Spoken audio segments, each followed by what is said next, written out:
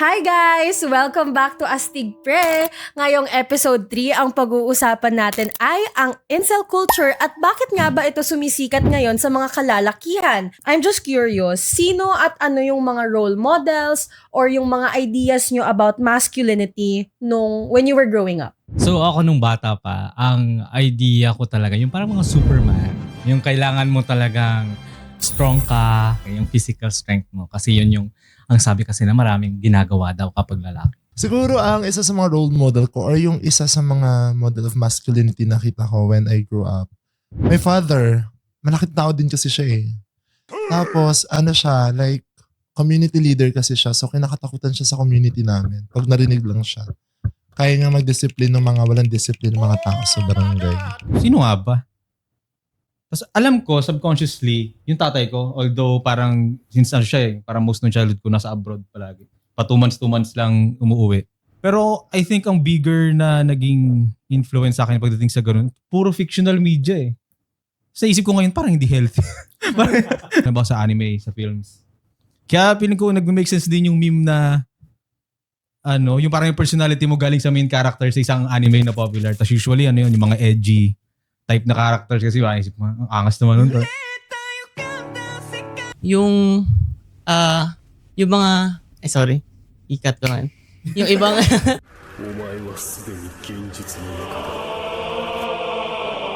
Luis, sinong role models mo nung bata ka? I think yung naging reference ko ng masculinity, nag-separate kasi yung parents ko. So, yung naging kasama ko talaga lagi is yung sister ko and yun, yung mama ko. Parang siya yung naging basis ko ng masculinity. Parang hindi ko pang inisip yung masculinity, femininity nung time na yun eh. Kasi kasama ko lang kapatid ko na babae at yun, nanood lang kami ng Barbie. Tapos nanood din siya ng mga shows na gusto ko like Ben 10. Naalala ko rin, parang same din ako ng situation kay Luis kasi yun nga, growing up, yung tatay ay nasa malayong lugar. Mm-mm. Ano din, parang ang nag-raise din ay mostly women sa akin. So, kung ang role models nyo ay galing sa family nyo or sa mga napapanood nyo sa TV, ang second question ko din ay, ano din yung mga parang na-inform nila sa inyo tungkol sa masculinity? Nung growing up talaga, na-realize ko na iba rin talaga yung yung pag-unawa at saka pagtingin ko doon sa masculinity na sinasabi. Kasi 'di ba, sabi ko nga when I was young, ang tinitingnan ko ay yung strength. Dapat malakas ka kasi lalaki ka. Ganon, malaking muscles mo, may abs ka, ganon. Pero when I was like growing up, doon ko din nakita na hindi lang yun yung basis ng pagiging masculine. Maraming bagay like being responsible for your own actions, being firm to what you believe in, di ba? Bakit kuya Jan? Ano ba? Parang nerdy ka ba or athletic ka ba nung high school ka? Ganon. It's a mix. Wow. Di ba? It's a mix. Nerdy. Hindi naman totally nerdy, pero mahilig akong mag-aral talaga dati. Yun hindi ko ginawa. Mahilig din ako sa sports. Tsaka dati yung pagdating sa sports, meron ding ito yung laro na to pang babae yan. Ito pang lalaki. Like, I started playing football nung grade 3 ako. So yun lang yung alam ko na sports. Then, nung grade 4 ako, inintroduce naman ng mga friends ko, ng mga classmates ko yung volleyball. Hesitant ako nung sabi ko, puro babae man naglalaro ng volleyball. Bakit ako magba-volleyball? So yun yung tas nung tinry ko sabi ko, wala naman pala, okay lang din naman pala. Ano ba yung nabanggit mo ng mga content? Ano ba yung red pill tsaka ano ba yung incel culture na yun? Incel, you've never seen a woman naked, you've never had sex, you've never talked to a real woman before. Yun yung messaging ng yung incel, nangyari siya as bilang internet shorthand. Parang yun yung response ng internet against these men na disrespectful sa comments ng mga babae or na nagpropagate nga ng mga red pill content. And in relation to this, ang red pill content naman ay mga content na may harmful messaging tungkol sa lugar ng kababaihan at kalalakihan sa society. Parang ganon. So, nagpropagate siya ng traditional gender roles or na ng mga ideologies na dapat mas nakakaangat ng lalaki o na ang babae dapat mababa ang body count, dapat Maria Clara. Parang ganun yung idea. It seems like going back to So, mga primitive years. Yung term na red pill is lagi ko nang narinig since dati. Nung sumikat yung seminar or workshop ni Andrew Tate, nung pandemic ata yun eh. So, parang mag-enroll ka sa course ko, magiging real man ka. Parang pipili ka kung blue pill or red pill ka. Parang na-brought out ulit siya kasi may series sa Netflix called Adolescence. What's an 80-20 thing? Where 80% of women are attracted to 20% of men. It's a call to action by the manosphere. It's kind of an idea of oppression towards women. Oppression in a sense na parang ikaw na mas malakas at mas influential. But it's kind of parang boosting yourself as a man na parang mas dominant to women. And kapag hindi mo na-show yun, especially sa social media, parang mas mahina ka compared to other men. Hindi ako naging aware sa kanya eh. Yung red pill, blue pill. Kasi parang ang tagal ko nang may ka-relationship. I think kung wala akong relationship noon, parang magiging target din ako nung ganong content sa social media. Kasi siguro naisip nung social media, hindi to lonely. Ako, can I just add, like as a girl na nandito sa conversation na to, kasi may mga hilig ako na parang very male-geared interest. So for example, sobrang hilig ko sa NBA. Nagka-face talaga yung algorithm ko na nagugulat ako, mga male podcasters, mga Andrew Tate stuff videos. And it's not just that. Kasi parang feeling ko in our conversation, kailangan nating i-clarify na hindi naman labeled yung videos na yun bilang red pill or incel. Like sometimes it's just a video na you don't really think about it. Minsan nga tatawanan mo pa, but you don't realize na parang microaggressive na pala siya towards women or na parang medyo discriminatory na pala siya, mga ganon. Napapansin nyo ba yun sa parang maybe sa humor nating Filipinos? Ganyan? Oh, definitely. It's nice to hear and know na may ganito kasi like I have a teenager, preteen, ganon. So, yun kasi nabibring up yung mga term na nabanggit kanina ni Luis, like for example, yung beta, sigma, alpha.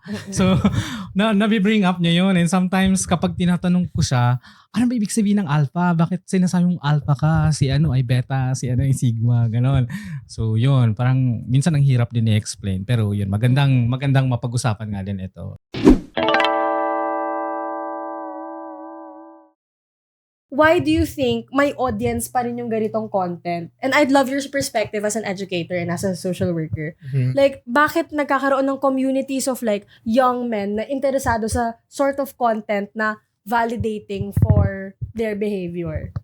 Nagre-review sige dyan. Yeah, magre-research ako dyan. Wait lang. In social work perspective, kasi di ba may gender norms, perhaps may mga enabler, may mga watcher, merong mga nag-enable nung ganong idea. Kasi feeling nila, wala sila sa spot at dahil may nagre-represent, kaya in-enable nila. Dahil feeling nila, na-validate din yung ganong perspective nila at may representatives sila. So, maybe kaya nagkakaroon ng community ng ganon, na i-enable yung ganong idea. Because yun yung mga hindi nila nagagawa, pero dahil may nag-represent sa kanila, tinitake nila yung chance na i-support siya. Ayun. I think for me, yung doon, yung karugtong lang sinabi ni Rog, yung parang doon nila nakita yung sense of belongingness. Maybe they are like, particularly yung mga young people, especially yung boys, na maybe they feel rejected or isolated, wala silang friends or gano'n. No? Kumpul-kumpulan sila and then they would show na, ito, kumpul-kumpulan, Barnacles. Okay. Okay. Kumpul-kumpulan sila. Parang ganito sila, to join na gano'n. Tapos parang doon na lang nila na i-express na, na yung superiority nila na, we can, Parang strengthen. Oo. Ayan, mauna na ako. Kasi ang tagal ko na nitong tanong Hindi ka naman galit. sa mga, correct, sa inuman. Kasi, Baka manunto ka na eh. ganun baka aggressive yung boses. Oo, eh. Actually, tinatanong ko yun kasi gusto kong maniwala na hindi yun yung reality. Pero usually, parang most men na ngayon, mga kaedad ko, tsaka yung generations before, parang naipass down lang din talaga yung yung parang mga beliefs nila before. Parang may certain encouragement, tsaka yun na-encourage yung men na maging polyamorous sila. Parang ganun. Parang may certain glory halimbawa kapag marami kang naging babae. Mm-mm. Parang pag gano'n, kasi gusto ko maniwala na hindi yun yung reality. Pero siya parang nakikita ko na, pero bakit nga ganun? Bakit ganun yung beliefs ng society, I think. Gusto ko lang palitan yung terminology na polyamory kasi valid relationship yun. I think yung tinatry mong i-express is cheating talaga outright. Pwede ring cheating, Oo. Pag nakarami ka. Parang ladies man ka, ganyan. May ganung may ganung feeling ba? Na parang yun yung norm? Mm-mm. Na parang yun yung pagiging parang yun yung masculine na type, parang ganun. I think that's so curious kasi kapag lalaki, pag nakarami ka nga in body count, sa sex, ganyan, mas masculine ka. Oh, Pero may pag ganung babae, pag ikaw yung maraming sexual partners, ikaw yung maraming naging jowa, so naglo-lower yung value mo. Parang ganun. Ganun Oo. ba yung parang pinapertain mo, Kuya Gad? Parang gusto ko lang dalhin doon sa parang sa discussion na yung pagiging norm ng ganun. Kasi siya, sa parang various forms ng media, parang parang point ng jokes kapag hindi ka ganun. Parang laging may ganung setup na parang nagsisip sa mga cracks na parang naging normal na lang. I think sinasabi mo na may societal expectations on men. So, I think so. oo. Ayan, thank you so much. Ah. Dun sa climate ngayon, parang na-expect na parang may mga various forms ng masculinity.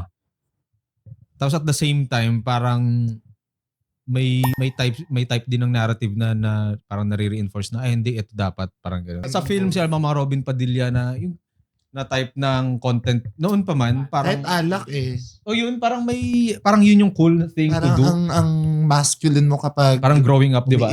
umiinom ka tapos yung girl doon parang side lang. May Side trip lang. Pang decorate lang yung girl. Tapos ang lalaki yung hina-highlight. Oo nga. Kaya may calendar girls, pero Yes. walang calendar men.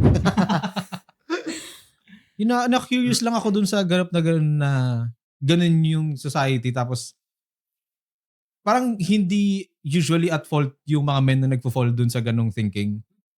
Parang yung environment kasi nila na-shape yung ganung thinking. Mm-mm. I think yun lang yung parang gusto kong i-bring up. Meron tayong tinatawag na social environment, diba? And it needs balance. The influence ng church, ng family, particularly family as the primary environment ng isang tao. Dapat natuturo talaga doon yung balance ng pareho. Walang mas mataas, walang mas mababa na ini-impose ng society. Actually, dadalhin ko yung usapin ng mental health. Sa isang article, 4 times na mas mataas ang case ng mga lalaking nagkukumit ng compared to female. Dahil din yon sa societal standard na mga lalaki ay dapat mas strong compares emotionally sa mga kesa sa mga babae. Isa sa mga bad effect yon ng ganong klaseng propaganda. Nakikita ko kasi the more na yung mga lalaki, especially the young generation, remember, imagine, 21st century na, pero nakatali pa rin tayo doon sa kalasin ng societal standard na mga lalaki dapat mas dominant. When in fact, parehong importante yung role ng babae at lalaki. So perhaps I'm speaking on behalf of women. Hindi, so gusto ko lang sabihin yun kasi sa systems perspective ni Bon Bertalanffy, isa siyang perspective sa social work, tinitingnan yung equilibrium doon. So kapag hindi daw balance, magkakaroon ng, yun, sa systems perspective, hindi na magiging balance yung parehong sistema. Parang web. Pag may mas bibigat doon, hindi na siya kapareho ng Kasi 'di ba, part of psych is may envy. Undeniably merong envy yung mga lalaki sa babae. That's psychological. Na mga babae, since kaya nila mag-bear ng child, yun yung hindi kayang gawin ng mga kalalakihan. Perhaps that's one thing na nagka-create sa kanila ng mind na dapat mas sila.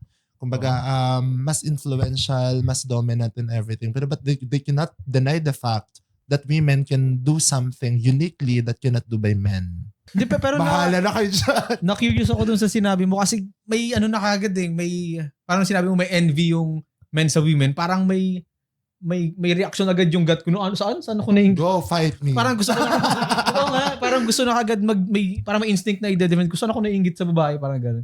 It's actually in psych part. Kasi when, Oo. when I study in social work, meron kami general psychology. Doon din ako na-open sa ganong idea na meron pa, undeniably kasi may mga lalaki na nagda-deny. Wala kaming dapat kaingitan sa mga lalaki kasi kami, malakas kami. Kaya namin physically, lahat kami malakas. Pero one thing na hindi nila kayang gawin is yung mag-bear ng child. Which only women can do. Mhm. At yun yung envy. I do not know kung applicable sa lahat, but that is true. Oh. May paninindigan. Very firm. Go. So ako naman, ang take ko lang talaga doon, I think malaki talaga yung factor or yung influence na nagagawa ng community, ng environment. Kasi ang sabi nga nila, especially when we talk about yung mga gender roles, yung norms, it's a social construct. May expectations kasi yung society, like for example, for women, for men, and most especially for men na dapat ganito. Parang kahit sa women may ganitong mga societal expectations din. So I think yun yung somehow nagli-lead para, like for example, yung mga men, isipin nila, okay, kailangan ganito ako, ganito yung gagawin ko. And sometimes, kagaya nga lang nabanggit kanina, it also affects yung the way they handle yung relationships. Like, for example, yung expectation sa lalaki, dapat ikaw yung mas may authority, ikaw yung mas nasusunod. So, parang it would lead into like abusive relationship kapag hindi siya napagbigyan, kapag hindi siya nasunod. So, yun yung kailangan din natin sigurong pagbigyang pansin na para, like for example, ito yung mga possible factors kung bakit nangyayari na may mga ganitong young people, especially now, na mas vulnerable sa mga ganitong red pill or incel culture. Parang gusto kong balikan, like yung moment kanina, di ba, nung nagsa-start tayo, ang sabi natin, ano ba yung when we were young, ano ba yung idea natin about masculinity.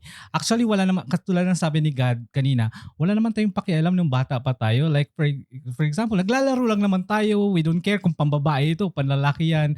Pero yung society, yung nag-i-instill sa atin ng mga ganong ideas. So, I think kailangan talaga na ma-address natin yung people in the community or yung environment in general. So, ang tanong na lang dito, paano natin ito siya? Hindi ko nalabanan. So, ang tanong na lang siguro, paano natin ma-address yung, kung na-identify na natin na yung environment pala yung kailangan nating unahing i-reach out. Ayusin. I-reconstruct. May dapat bang ayusin? May dapat bang ayusin? I-reconstruct, hindi. Ako din, as a father, wow. Na merong anak na teenager. Kasi like, lalo na babae, diba? So parang gusto ko rin mas lalong maintindihan yung kanina pa natin nababanggit at napag-uusapan na about sa red pill and yung mga microaggressions na yan. So ano ba yung take ng mga medyo younger sa amin dalawa ni Rod? Mga 12 and a half years old. Oo. Yung sa context ni Kuya John na meron siyang preteen daughter, I think kasi parang even as a girl, kahit yung audience talaga or yung tinatarget talaga ng ganitong content ay kalalakihan, I think may effect pa rin siya at the end of it for young girls eh. Una sa lahat, syempre, sino ba yung ka-interact ng mga kalalakihan na to? Kami rin naman at the end of the day. Tapos parang yung tingin nila sa amin is lumiliit, 'di ba? Na parang we're less than them or that men are more superior, ganito, ganyan. Yun kasi yung messaging ng ganitong sort of content kapag dumadaan siya. And I think na very targetive or like very may intention yung tinatarget ng algorithm ng ganitong sort of content. And pumapatok talaga siya sa kalalakihang kabataan na hindi pa nila nahahanap or nafi-figure out kung sino sila. Malamang, kasi bata pa sila, 'di ba? So, parang mahirap pa for them to like learn who their community is, find a good set of friends, find maybe a partner, I mean, eventually in life, ganyan. So, I think tong red pill content or incel culture, it targets them especially because or especially during the times na they feel like they're lonely, they feel like wala silang kaibigan, wala silang mga ganun.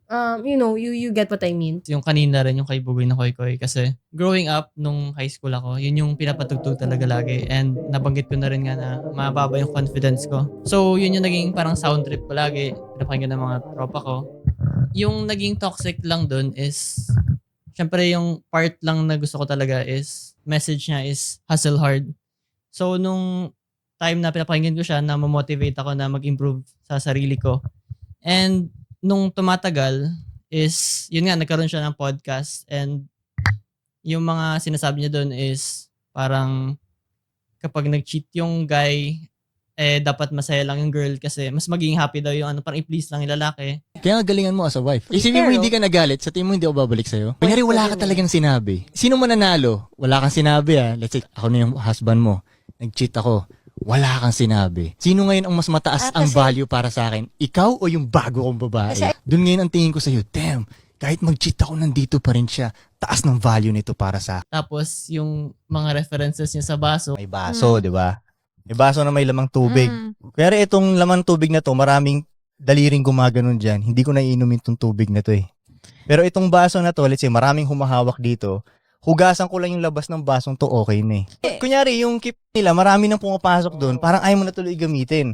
Pero yung edits natin, hugasan lang natin, goods na ulit so siguro yung naging part na kung bakit hindi ako fully na-emerge dun sa red pill is nakipag-usap talaga ako sa friends ko. Like, yun nga, since may reference ako na pinalaki ako ng nanay ko, parang inisip ko, ganito gagawin ko sa nanay ko. Parang ganun. So, ganito gagawin ko sa sister ko. Ganito yung type of person na mapapangasawa or magiging ano ng sister ko. So, yung part na yun is yung nagligtas sa akin. So, feeling ko kung mas malungkot ako or mas wala akong kaibigan, mas naano ako dun. Kung wala yung support system mo na yun. Kung wala akong support system, baka... Buti na lang may friends, di ba? baka ganun ako. Oo. Make me a sandwich, mga ganun. Ako dun sa make me a sandwich. Yung mga ano Kasi yun, isa rin yun sa mga parang red pill culture. Kasi diba nga parang a woman's place in the world is a kitchen. Ganun yung sinasabi nila. So parang, kunwari may internet discourse or debate, tapos nag-aaway lalaki at babae. Pag wala nang maribat yung lalaki, sasabihin niya na, shut up, make me a sandwich. Kasi nga, sa kitchen ka lang naman You shouldn't have thoughts. Or yung meme na women. Siguro ang question ko lang, in this kind of work, dapat bang tingnan natin siya as something positive, a negative, or neutral? Or meron ba siyang good effect? Generally, ano yung price to pay?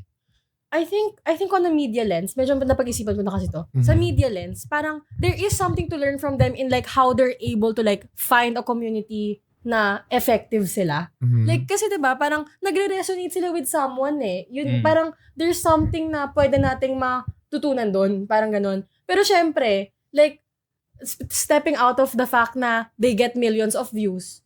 Parang maliban sa communication style nila or whatever na parang maliban sa pwede nating matutunan na paano tayo makaka-capture ng attention ng ibang tao, yung messaging naman talaga nila yung parang hindi ka aya-aya, parang ganon. Pag nakakakita ako ng ganong klaseng video or ng even ng meme, ganito ganyan, tapos nakikita ko na wow, 5 million views or 500,000 reacts, yung parang video tungkol na parang educational sana or yung may matututunan ka. Informative. Oo, yung informative sana. Hindi naman yun effective. Like, wala naman siyang engagement masyado. Parang ganon. So, there's definitely something in their communication style na effective. Pero, Okay. yung kino-communicate nila. Maganda yung effect kasi nagkakaroon ng sense of belonging yung iba na feel nila they are They belong. aloof. Parang hindi sila part ng isang society. But when they watch a certain content, so nagkakaroon sila ng sense of parang na-empower sila na ay kasama ako doon. Pero nga lang yung messaging at saka yung means ay hindi nga ganun ka. Sabi natin socially not all will agree sa ganung klase ng content. I think yung pag-build nila ng community ganyan. Problematic siya in itself kasi nga kaya sila na-validate dito kasi nga parang instead of like katulad ng pagkwento ni Luis kanina na may opportunity siya for growth na tinake niya. Kapag malulong ka kasi sa ganitong content, instead of like looking for opportunities to change sana or like to evolve as a person, parang etong community na to, yun yung magva-validate sa'yo na hindi, tama ka. All women are gold diggers. Or yung gano'n na parang sila yung nagva-validate sa utak mo na yung mga masasamang pag-iisip tungkol sa kababaihan, totoo naman yan Parang gano'n. Yun kasi yung nangyayari kapag naghahanap sila ng ng community tapos ganung klaseng community yung tatanggap sa kanila. Meron akong immediate na memory na noon parang nag-fit in to. Kasi meron akong parang may kakilala ako, friend, ganyan, na nakikita ko na parang oh no, parang yun, parang naglilin na siya towards dun sa ganung thinking ng yung red pill, parang ang dami niya na inom na ganun. Tapos may part sa akin na na parang alam ko kailangan kong may sabihin, pero at the same time parang may parang part na iniisip ko na parang may pumipigil sa akin na kung ano man, parang iniisip ko, parang papel ko ba yun? Pero syempre, as a friend, di ba dapat, pero at the same time, may mga bit-bit ka na rin eh. Tapos ako rin parang natutunan ko na rin sa sarili ko na, although hindi to ideal, parang pag may problema sarili ko, sa isip ko, parang part ako ng problem na meron akong male friend or ano ba, may ganong example nga, nakita ko na kailangan ng tulong. Parang may part din sa akin na inisip na parang hindi, kayanin mo yan. Parang ganyan. Parang magpakalalaki ka halimbawa. May ganung may ganung tono ng thinking. Tapos parang isip ko, part nga ako ng problem. Tapos yun, parang hindi, parang though tinatry kong mag-change dun sa mga ganung, yung mga ganung aspects nung sarili ko, parang hindi ako totally nakaalis na yung paa dun sa parang sa ganung yung manosphere nila kung tawagin. Yun, parang yun lang. Parang hindi as simple yung itakil yung may loneliness dun sa ano na yun. Di ba ikaw ba parang depende siguro sa types ng friends mo or sa inyo na kapag yung ganong discussions hindi naturally nag-arise between male friends. Siguro mas nag-aarise siya ngayong age ko. Pero dati lang parang Sa generation nyo ngayon, parang mas natural na siya nangyayari. mas nakakausap na talaga. Kasi dati, keep mo na talaga lahat eh. Oo, parang nandun pa rin nga ako sa ganung Or baka unfortunate ako na parang wala pa akong binibigyan ng trust na safe space ko. Although alam ko marami namang... Tsaka yung pagiging incel or yun nga, yung hindi makaget ng friends or sexual partner. Kasi may mga friends ako na, syempre nasa anime community ako lagi. Or yun nasa cosplay, ganun. So, may mga friends ako doon na parang galit na galit sa women. Parang sinasabi ko na wag nyo kasi i-take yung women as... Sorry, hindi ko ma-construct into words. Pero si Chad kasi is made yung meme para yun yung hindi ma-reach ng kahit sino naman. So, siya yung parang symbol of successful man talaga. So, kapag incel ka kasi, yun lang yung term ko na gagamitin, is parang iniisip mo lang na hindi mo siya maabot. Parang rigged na yung system na, ito lang yung mga sa girls, ganun. Woman, you must trick them because you'll never get them in a normal way. 80% of women are cut off or she's saying he's an incel. So, parang sinasabi ko na, makikipag-usap ka sa like, kapag may friends ka na girl, wag mo isipin na gusto mo lang siya to hook up, ganun. Laging yung term na friend zone eh. Like, kapag naging nice yung girl, edi maging friends na kayo. Parang wag mo isipin na yun agad yung priority or yung patutunguhan. Oo. Like, eto nga, si Giga Chad, show mo nga si Giga Chad, na parang siya daw yung epitome of masculinity na hindi naman daw realistic, pero ito daw yung gusto ng babae. May ganung idea sila. So parang, hindi ko naman to maaabot. Tapos parang, you have to be handsome, you have to be rich, you have to be fit para magustuhan ka ng babae. Kasi ang babae manggagamit, gold digger, or like, superficial lang nung But the truth is, lumabas ka, kausapin mo, like, be respectful. Like, paano ka magkaka-girlfriend kung... Ka-person talaga. Oo, kung hindi ka personable, parang ganon. So, yun yung parang incel culture. Ang galing nga, ang ganda ng pagka-explain ni Luis actually, na parang yun yung incel culture na they really are socially stunted. Tapos, they blame women particularly for why they can't be real persons themselves. Parang ganon. Mas madali mag-hate para sa kanila. Oo. Kasi sisihin ko na lang to. Oo. Kesa mag-try. Naalala ko nung ano ba yung pinag-uusapan before, yun yung balances, yung nagsasabi ng balance. Si Roj. Ayun, yung sa social, pumasok sa agad sa isip ko yung isang prominent na figure sa Red Pill na content, si Jordan Peterson. Ano yun eh. Parang ini-state niya as if yung hierarchy ay natural thing sa society. Parang hindi pwede mag-society nang walang hierarchy. Parang kino-combat ngayon nun yung sinasabi ni Rog na parang balance lahat, parang equal lahat.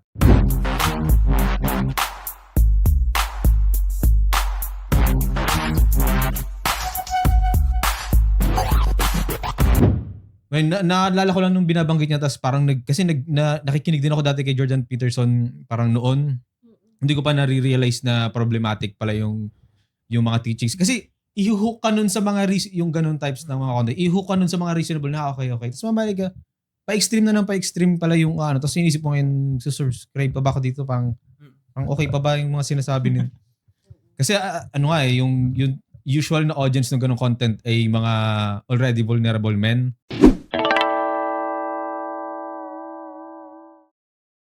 So, anong advice ang mabibigay nyo sa teenager na kaharap natin ngayon? Ang I think, pinakapayo ko, maging mapanuri when it comes to like consuming, especially yung mga nasa social media na mga content. Like, it's good na we are abreast with all the information, with all the current mga ganap sa paligid natin. But we also have to matuto tayong i-discern kung ano yung medyo healthy pa ba or hindi na. And I think sometimes tayong mga kabataan, Tayo! sometimes tayong mga kabataan kasi parang ang sabi nga sa adolescent development stages, adolescent brain, hindi pa fully functional yung ating prefrontal cortex. Ito yung parang brake. Yung analogy nito is parang siyang yung brake ng sasakyan. Siya yung nagbibigay sa atin ng sign na, wait, stop ka muna before you do that. Pag-isipan mo muna kung makabubuti yan or makasasama sa'yo. So I think bilang mga teenager, maraming mga nangyayari sa ating paligid na we are very curious about. We want to know about. And isa na dyan yung gusto natin ma-feel na we belong dun sa mga grupo, sa mga friends, magkaroon ng friends. Yun talaga yung pinaka dun sa panahon na teenager ka. So, ang nakikita ko lang din na isang dun, matutong i-discern kung ano yung mga nakikita natin online especially. And if pwede at kung maaari sana maging open with the parents, yung communication mas strengthen na sila kasi yung mga unang taong dapat na pagsasabihan natin. So I think para din sa mga parents, matutunan tayong maging bukas sa ating mga anak.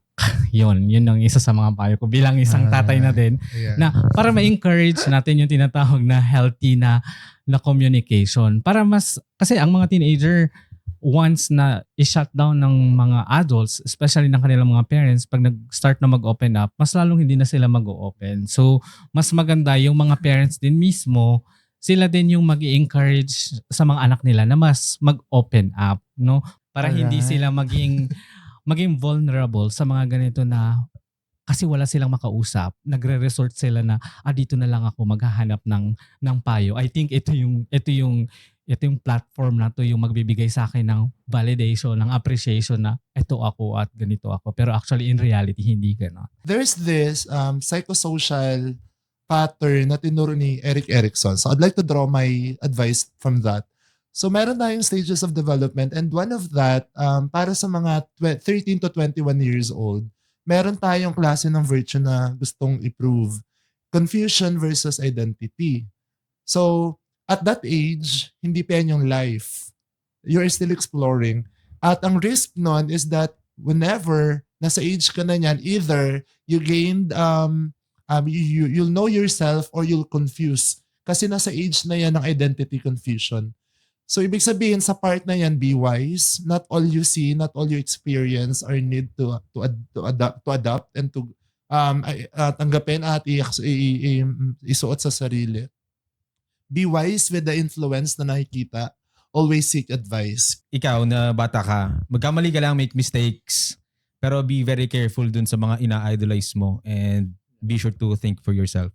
So sa younger generation, like parang kinakausap ko na rin sarili ko eh. So maging totoo ka lang sa sarili mo. Kasi nung high school ako, syempre may mga cool kids.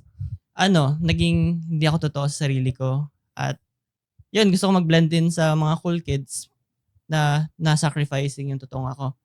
Yung mga group of friends mo kapag nag-open up ka, tapos sinabi lang na, ano ba yan bro, magpakalalaki nga, hindi sila yung totoo mong kaibigan. Be with friends na, yun nga, kagaya nga, syempre, sa age natin, Finn and Jake, so adventure time. Homies, help homies always. So, kung wala yung person na mag-help sa'yo, ngayon, be that person. So, tulungan mo sarili mo. And, yun. Ang totoo mong identity sa Kang Sadya Boys. Isa akong Sigma boy, Sigma boy.